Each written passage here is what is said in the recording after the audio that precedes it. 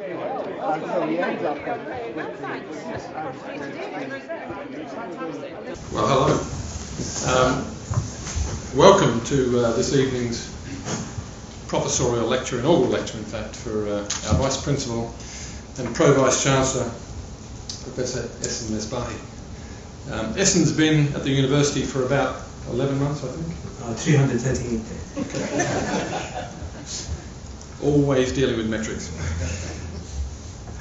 Professorial lectures and certainly inaugural lectures are very important to a university because they're an opportunity for the university to profile its work, the people that work in the institution, and in the case of an inaugural lecture to get an insight into the career, the knowledge, the experience that a colleague has developed prior to joining the institution, and for them to explore that learning journey with us and leave us with some life-changing questions to pose and ask. So I'm sure that Ehsan will do everything he possibly can tonight to leave us in that empowered, inspired and creative state.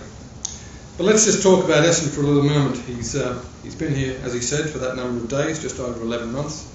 But he's got a vast range of experiences in higher education, more than 25 years of working in and around higher education across a number of nations. And for those of you that had the privilege of hearing his graduation address this winter just gone and previously in the summer, he lists an impressive range of places where he's worked or interacted: Singapore, Malaysia, China, Ukraine, India, Nigeria, the UAE, Bangladesh, Indonesia, Russia, Vietnam, before eventually landing in Paisley, is the way he describes it. And the order is not quite correct, but Ehsan, it's a delight to have you here. We're very pleased and privileged to have been able to recruit you from Newcastle University, where you'd spent the previous 5 or 6 years as Dean and CEO of the Newcastle University International Singapore Provision, an entity which had been Ehsan's own brainchild, with the support of his Vice Chancellor, and moving his family to Singapore to set up that venture which, as he left it in safe and capable hands, was an extremely successful and sustainable part of Newcastle University's provision in an overseas facility. But prior to that, Ehsan was and still remains an academic. He's worked through the entire range of roles that an academic can have in a university, as a student originally, and he has degrees from, I'll find that in a minute, but degrees from three degrees anyway, and I'll come back to where they're from in a moment. But he's been a lecturer, senior lecturer, professor, module leader of course, senior academic ward and external examiner, PhD supervisor, and a range of other roles in and around the university sector that he's worked within. He's generated more than £10 million in grants and research funding over the course of his career. He holds a patent, has published widely in academic peer-reviewed journals, and is an eminent academic in his field. Marine what? Informatics. Marine informatics. This evening, Ehsan has chosen to invite a number of friends, family and colleagues. You're all very welcome. There may be others joining us, and I'd just like to make a special welcome to Anna, Maya and Dario, sitting in the front row here, Ehsan's family, and young children who will be enjoying Daddy's lecture, I'm sure. Those of you who have seen a copy of our recent annual review will note that in that there are a number of stunning pictures, one of which is of Ehsan himself. A picture which I think he should get blown up and put into his house. It's a stunning picture which has got him holding his hands here tonight like that. And when he showed it to his young children, they responded by saying, "Daddy, you're famous." Yes, he is, and he's famous to us and many other people. Tonight, Ehsan will give us a talk entitled Universe, Universality and Universities Daring to Dream, Being Brave to Believe and Aiming to Achieve. He'll talk about the interrelationships within his life and how he works towards redefining universities within the global community. Informed by his experiences across his academic career, he'll share with us how he is shaping the strategic direction of research and enterprise here at UWS through its 3 themes of health, society and sustainability. So over to you, Ehsan. Let's enjoy his lecture. Thank you very much.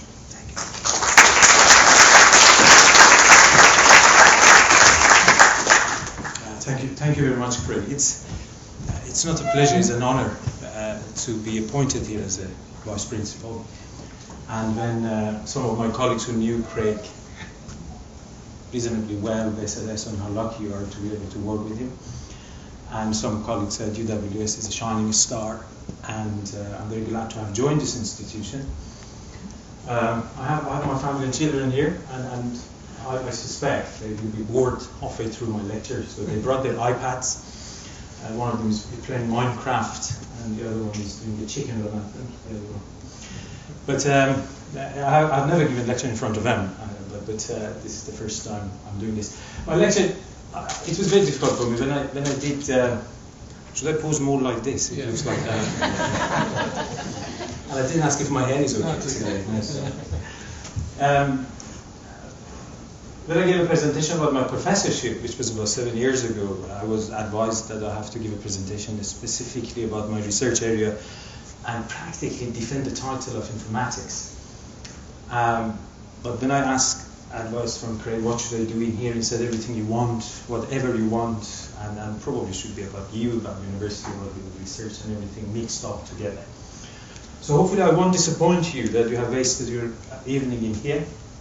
And I hope that I give you more insight that how weird is this guy.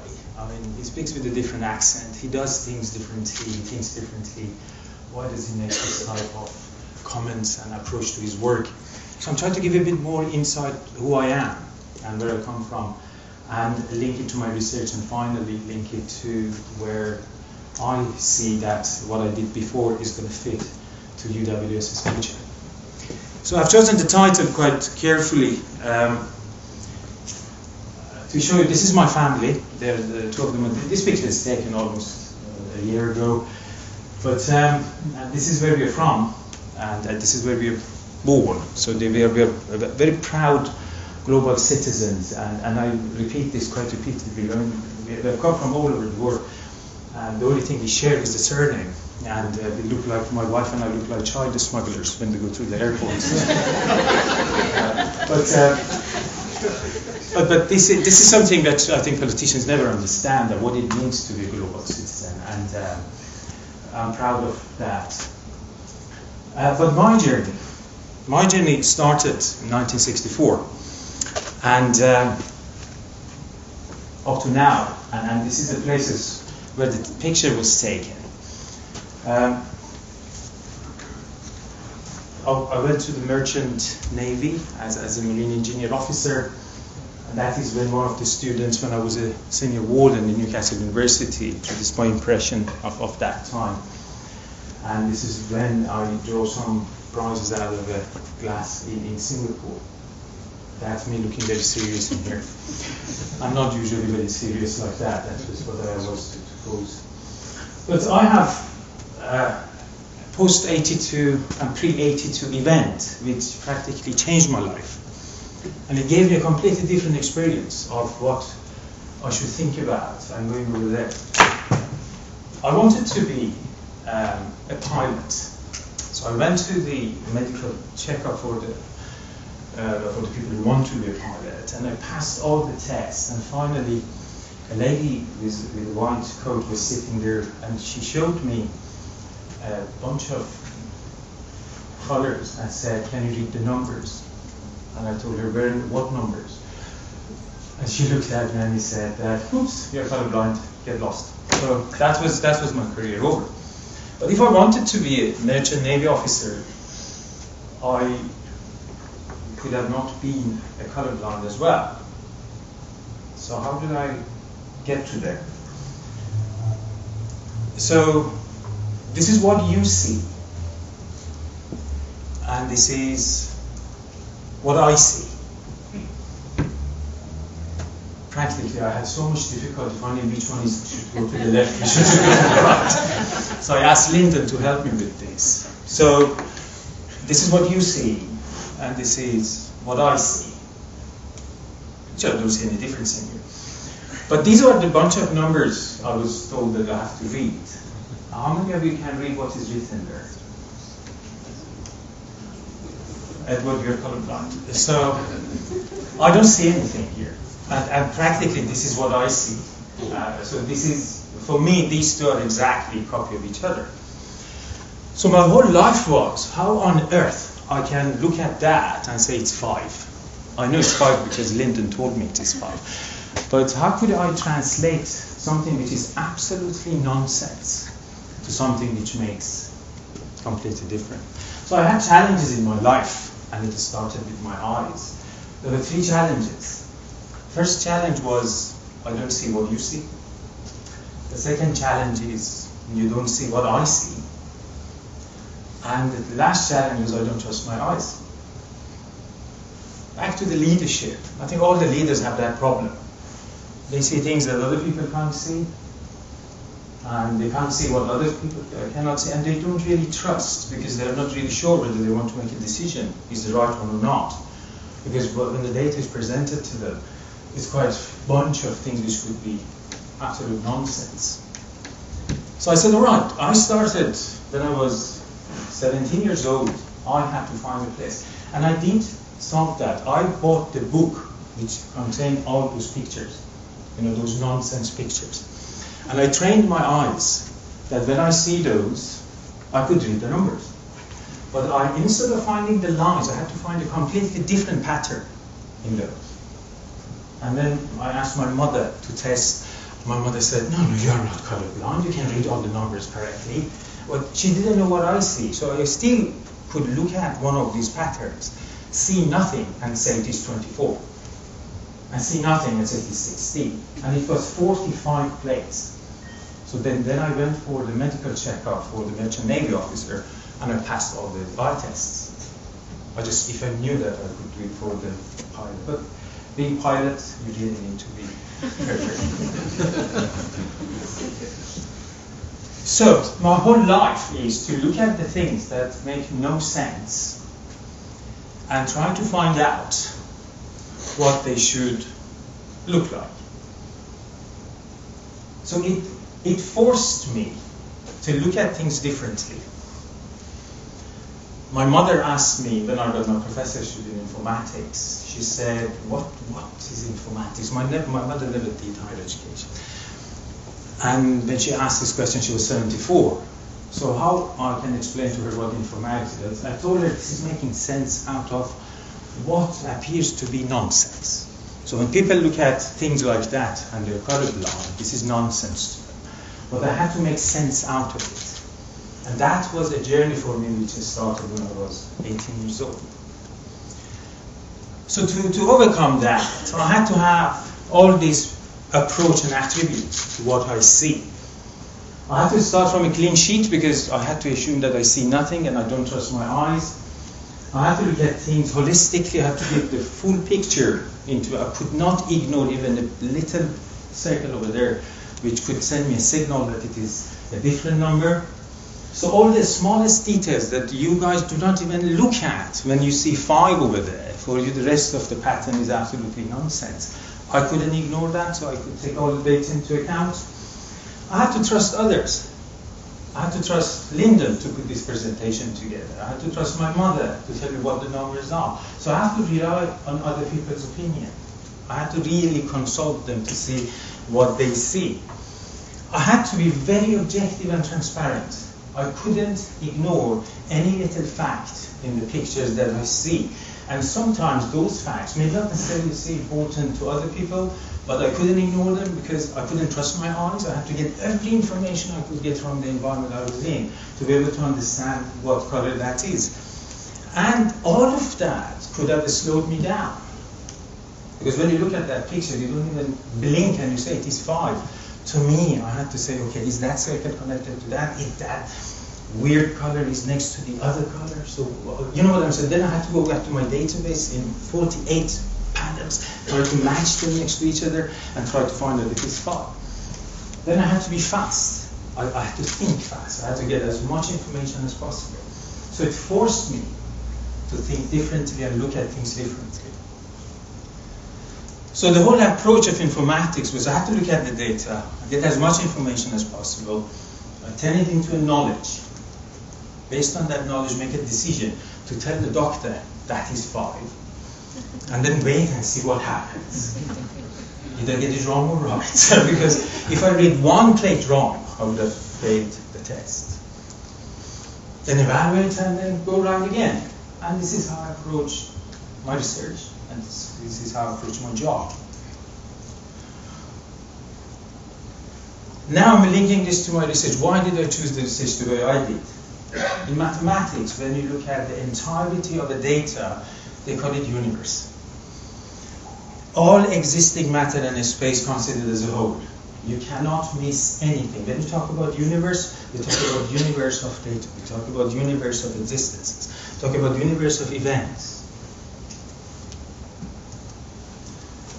Then I sat back and said, universe as it is, we call it universe of inputs. Universe as it should be, we call it universe of outputs. Then I had to connect them together. I had to develop a very complicated pattern of understanding what it looks like over there. I tried to correlate it to a number which I couldn't see anything.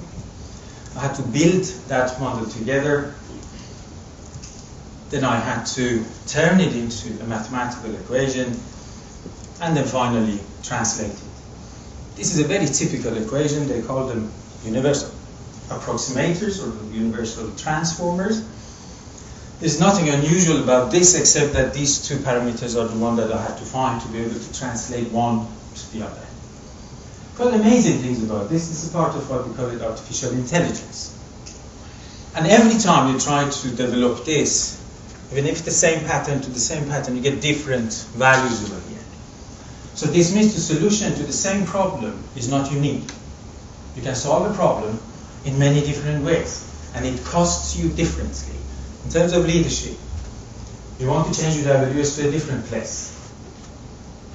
You know where we want to go, but there are probably tens of different ways to get there. And each one of them is unique, and each one of them costs differently, and damages differently, or builds differently. Very similar case in here. But they are universal. According to theory of mathematics, this type of equation practically can transform anything to anything, from any universe to any universe you want it to be. Promise I'm not going to put any more mathematical equation in here, but I thought I'd just show you what I did as a research. I applied this technology in many different applications. So from a fingerprint, you can find out who that is. Map of Italy, I did a project. Wine comes from many different parts of Italy. I developed a pattern that I could classify which wine is from where by only sniffing from the wine, not drinking the wine. So you put a sniffer on top of the bottle, and then you sniff the wine, and it tells you from the data you get where this wine comes from and which grape seed it was used. Perfect test for me because I had to test the wine afterwards. Genome. I could get the data from genome, identify clusters of cancerous ones. Super complicated because genome, if you look at the whole strand, it could be millions of TCGAs. I had to select the right ones. I had to turn it into data which when you look at it, it doesn't make any sense to anyone. Then I could cluster them together. Called it gene clustering technique.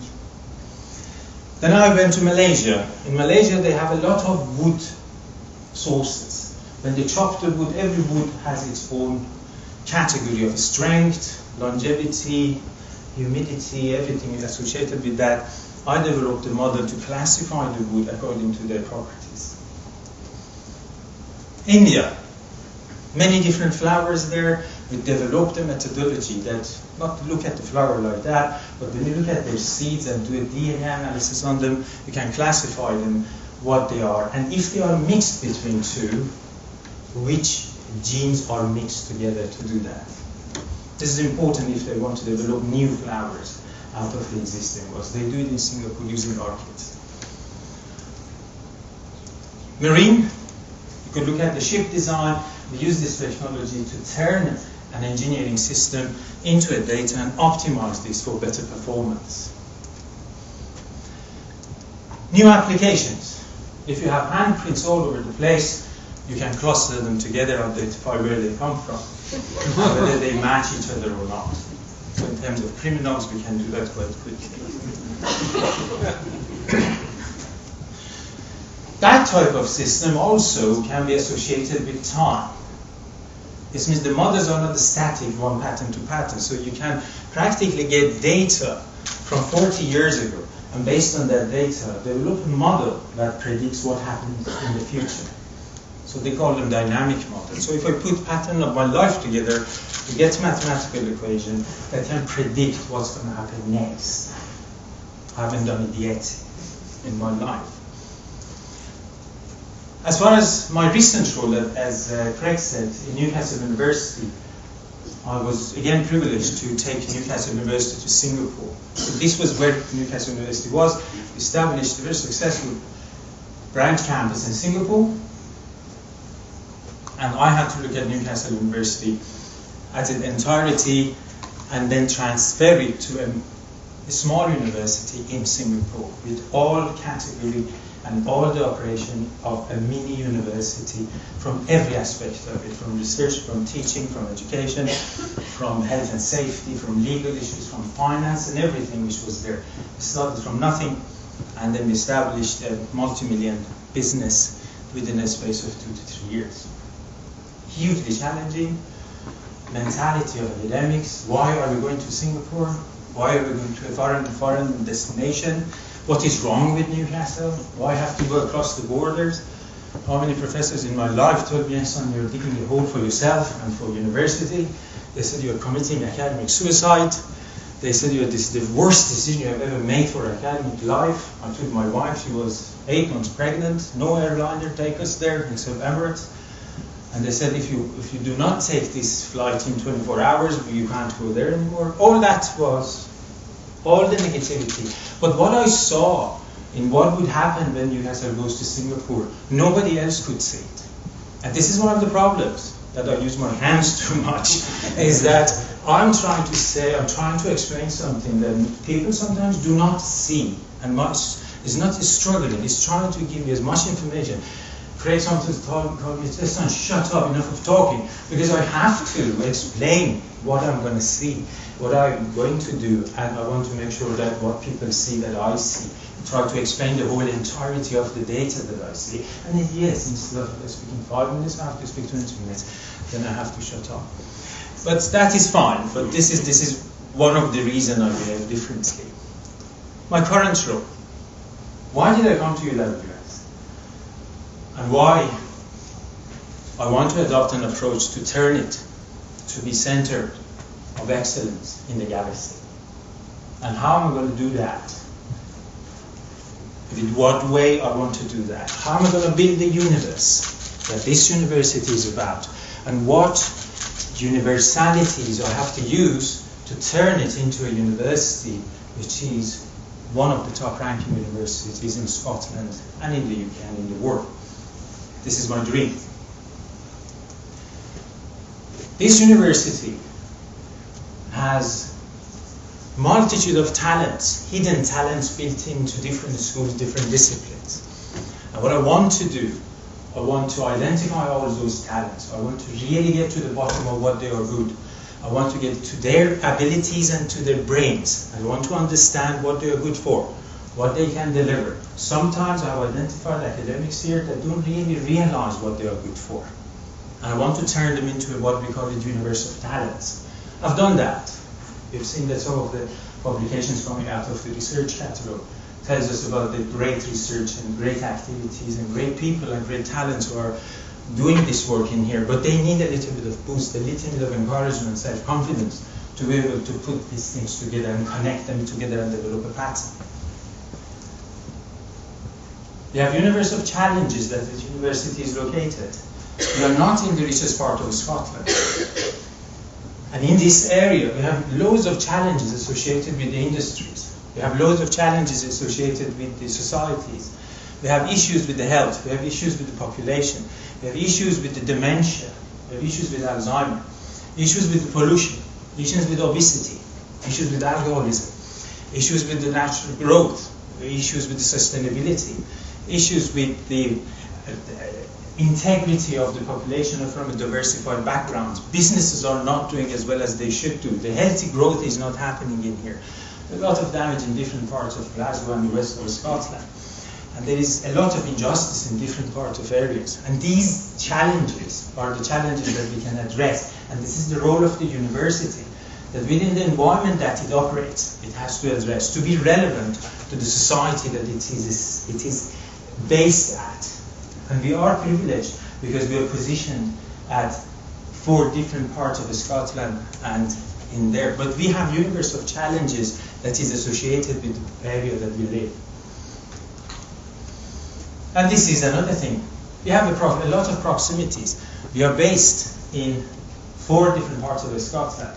We have problems associated with Paisley, with Ayr campus, with Hamilton, with Dumfries, and with our recently developed campus in London. Each one of them have access to different part of society, different part of challenges of businesses, challenges of industries, challenges associated with the vicinity that they are there. And I call this university of proximities, that they are all connected to each other. At the end of the day, we are a part of Europe, and I hope we stay part of Europe, and we are part of the bigger globe. And we should not forget about that, because majority of the challenges that we are dealing with is not only related to Paisley or Hamilton or Ayr or Dumfries or London. There are global challenges, majority of shared by our neighboring countries in Europe, and they are shared by the rest of the world. And our students.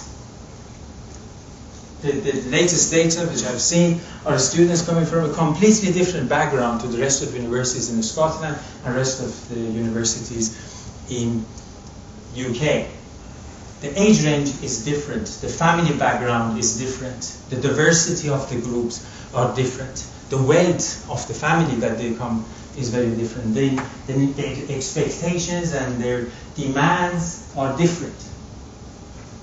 And this is another wealth that we have to cherish and be very proud of, because this will give us a unique opportunity, because these talents are coming from the areas that have not been tapped into. These are the part of the society that may not necessarily get absorbed by big shot university somewhere else, but we are privileged to have them in here, because we have the business of changing their lives, we have the business of changing their future, and they can change our university too.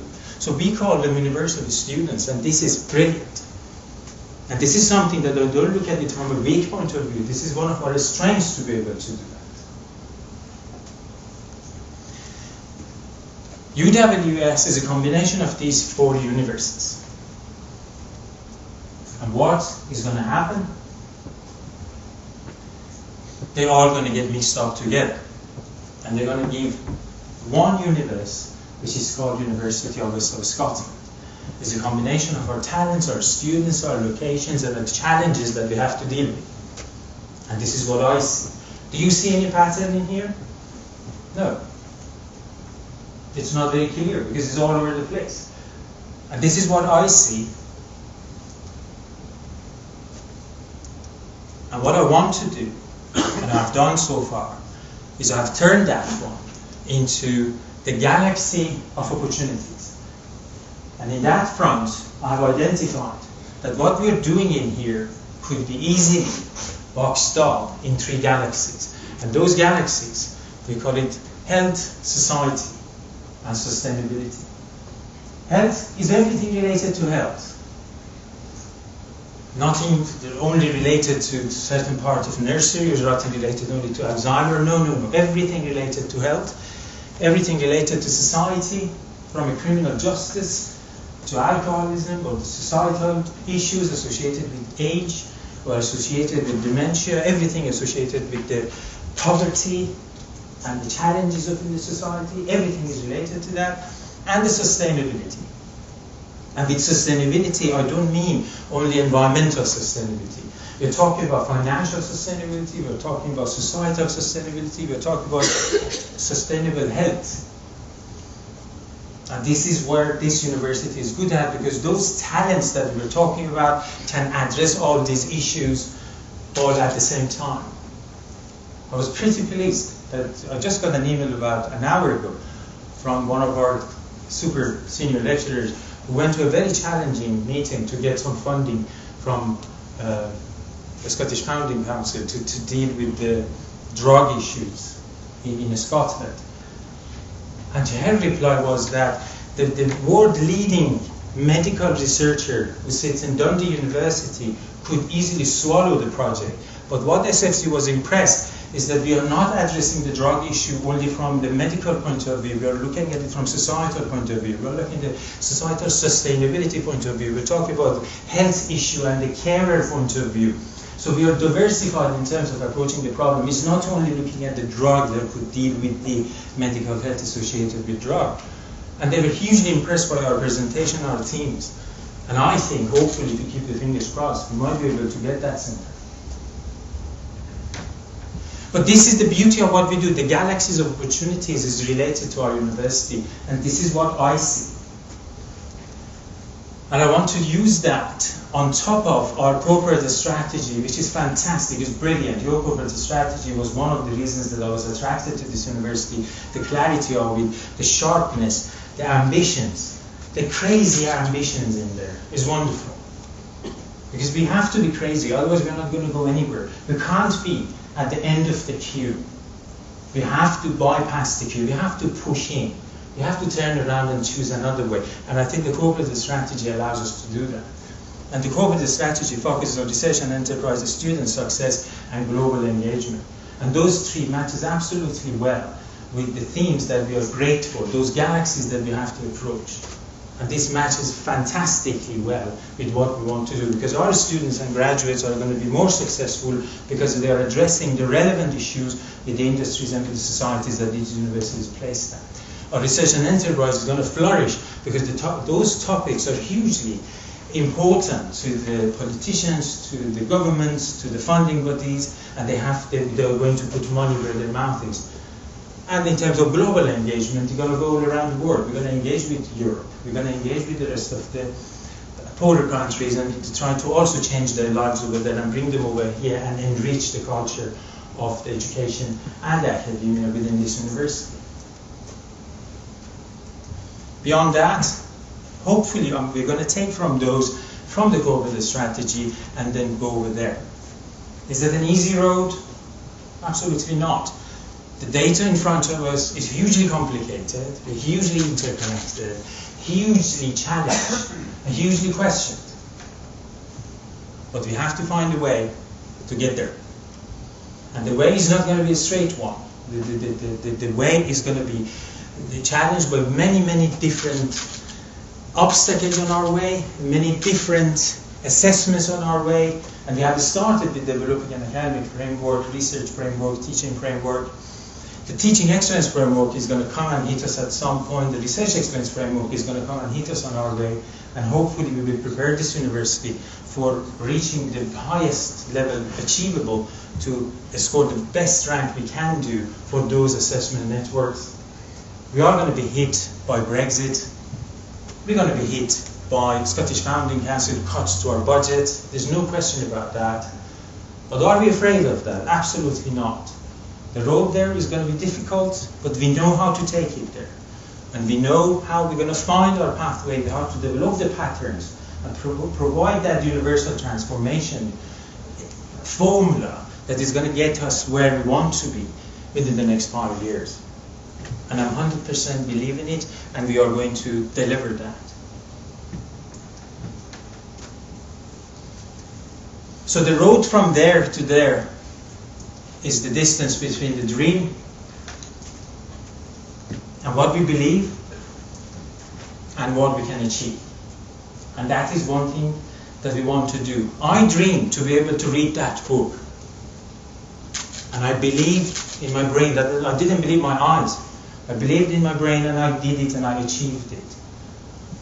I have a dream that this university is going to be one of the best universities in Scotland. It's going to be one of the best performing ones in comparison to the others. Yes, it's going to take time. Yes, it's going to take energy. Yes, it's going to take a lot of hard work, your hard work. And I mean, taking credit for it, fantastic. And this is what I believe, and this is going to work. This is much easier than the job I did in Singapore. So, let's dare to be different.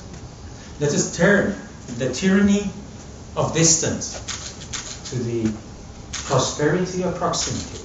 Let us turn the tyranny of ignorance to the prosperity of knowledge. Let us turn the tyranny of isolation and irresponsible capitalism and neoliberalism, whatever they call it, to the prosperity of globalization, unification, and connectedness to the rest of the world.